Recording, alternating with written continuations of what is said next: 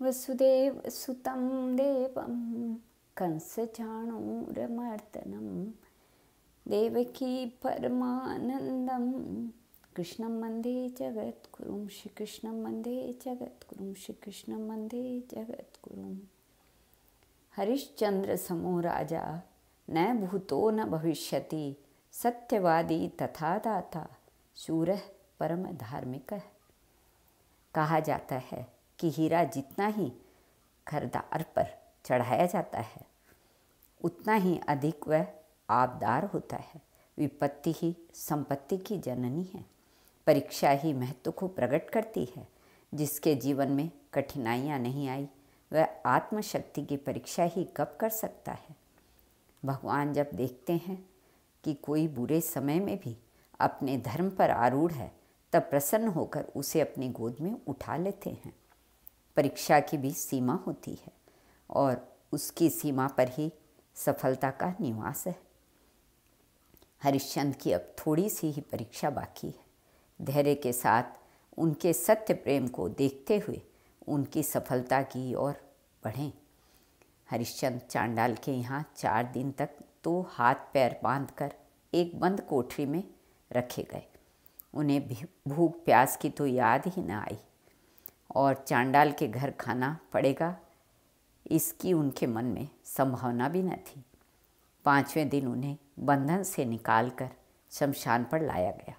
चांडाल ने उन्हें बहुत डांट डपट कर उनकी ताड़ना करके बतलाया, तुम शमशान पर रहो और जो यहाँ मुर्दा जलाने आवे उससे कफन ले लिया करो। हरिश्चंद्र रात दिन बड़ी सावधानी के साथ अपना काम करने लगे। शमशान पर अनेकों प्रकार के लोग अपने संबंधियों को जलाने आते। हरिश्चंद्र सबसे शमशान का कर लेते और लोगों को रोते पीटते मरते जलते देखते उन्हें सांसारिक जीवन से विराग हो गया। उन्होंने शमशान पर रहकर देखा और खूब देखा कि इस जीवन का अंत, इस शरीर का अंत यही है। एक न एक दिन इस घाट पर सबको आना ही पड़ेगा। तब अच्छा है कि मैं पहले से ही यहाँ आ गया।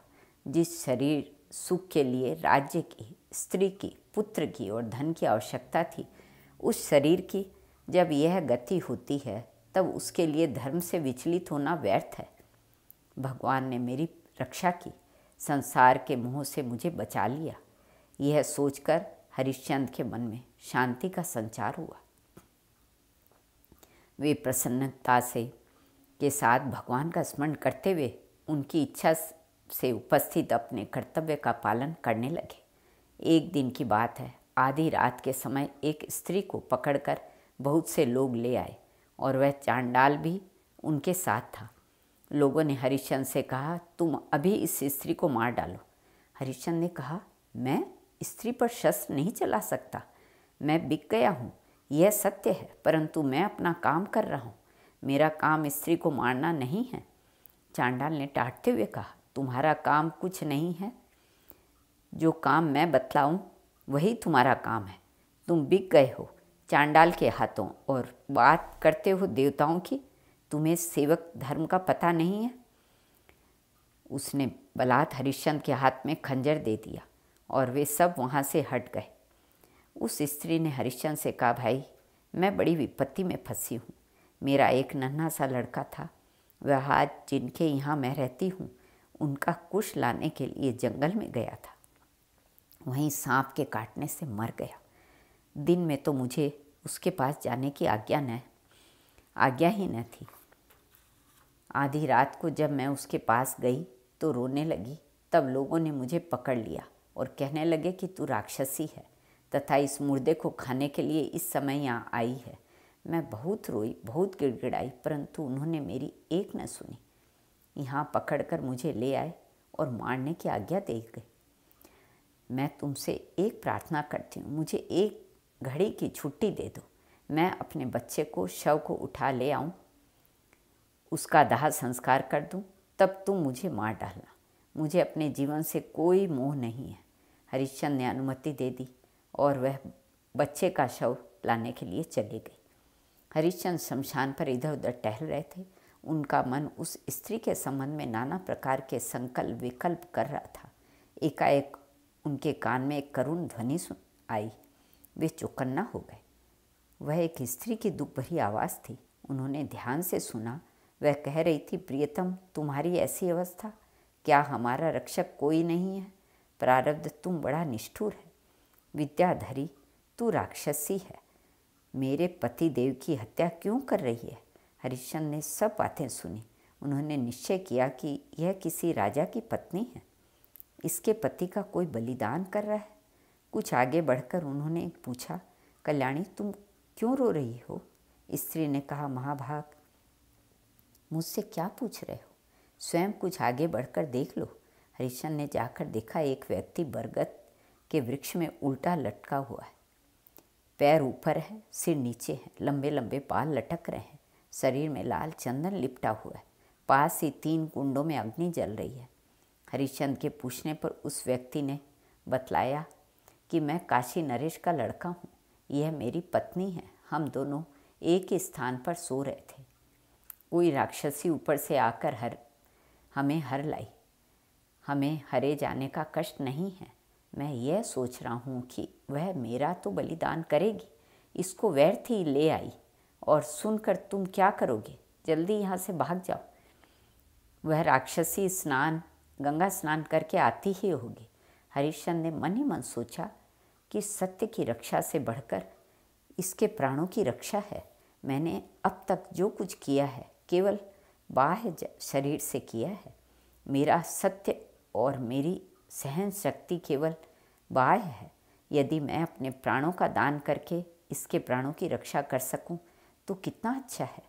वे उस राजकुमार को छुड़ाने के लिए इतने आतुर हो गए कि उन्हें अपना दास भाव भूल ही गया। उन्होंने राजकुमार से कहा, महाराज, मैं आपसे एक प्रार्थना करता हूँ, आप स्वीकार कीजिए। राजकुमार, 2 प्रकार के मनुष्य संसार में दुर्लभ हैं। एक तो वे जो किसी की प्रार्थना विफल नहीं करते, और दूसरे वे जो कभी किसी से प्रार्थना नहीं करते। आप मेरी प्रार्थना अवश्य सफल करेंगे, ऐसी आशा है। राजकुमार ने लंबी सांस लेकर कहा, महाशय, इस समय मेरे पास कुछ नहीं है। मैं आपकी प्रार्थना कैसे पूरी कर सकता हूँ? हरिश्चंद्र ने कहा, जो आप कर सकते हैं वही मैं कहता हूँ। राजकुमार के स्वीकार कर लेने पर हरिश्चंद्र ने कहा, मैं आपका बंधन खोल देता हूँ और स्वयं आपके स्थान पर बंध जाता हूँ। पहले तो राजकुमार ने अस्वीकार किया, परंतु हरिश्चंद्र और उस स्त्री के समझाने बुझाने पर उन्होंने स्वीकार कर लिया। हरिश्चंद्र ने उसका बंधन खोल दिया और स्वयं उनके स्थान पर बंध गए। राजकुमार यह सोचता हुआ कि मन की स्थिति बड़ी विचित्र है। एक तो दूसरे की रक्षा के लिए अपना बलिदान कर रहा है और दूसरा अपनी रक्षा के लिए पहले के प्राणों का कुछ महत्व नहीं रखता। वह अपनी स्त्री सहित वहाँ से चला गया। विद्याधरी आई। राजकुमार के स्थान पर हरिश्चंद्र को देखकर उसे बड़ी प्रसन्नता हुई। उसने कहा, पहले तो मैं एक साधारण राजा होने वाले को ले आई थी। इसके शरीर में तो चक्रवर्ती सम्राट के लक्षण हैं। उसने हवन प्रारंभ किया। हरिश्चंद्र अपने हाथों अपने मांस का टुकड़ा काट काट कर उसे देने लगे। अब वे अपना सिर काट कर देने ही जा रहे थे कि वहाँ एक तपस्वी आ गए। विद्याधरी उनको देखते ही वहाँ से भाग गई। उन्होंने पहले ही हरिश्चंद्र को बहुत डांटा, परंतु फिर दया करके उनके शरीर में एक ऐसी औषधि लगा दी, उसका कटा हुआ शरीर जैसे का तैसा हो गया। इधर चांडाल ने पुकारा, घाट छोड़कर कहाँ चले गए? हरिश्चंद्र तपस्वी से अनुमति लेकर घाट पर आ गए और तपस्वी चले गए। शमशान में आने पर हरिश्चंद्र की आंखें लग गई। वे स्वप्न देखने लगे।